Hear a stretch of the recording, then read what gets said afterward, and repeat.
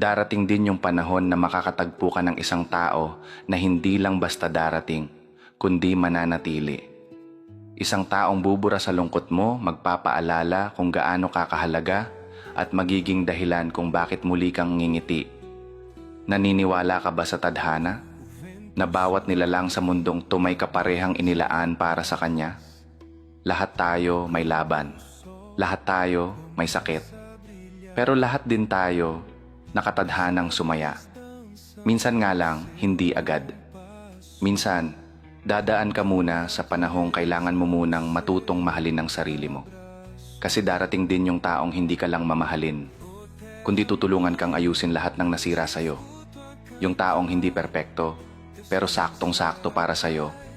Yung kasama mong lalaban kahit mahirap, kahit hindi sigurado ang bukas, sa tamang panahon, sa tamang pagkakataon, sa tamang sandali, darating din siya.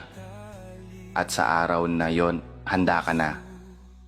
Hindi lang magmahal, kundi handa ka ng mahalin. Kaya habang wala pa siya, piliin mong alagaan ang sarili mo.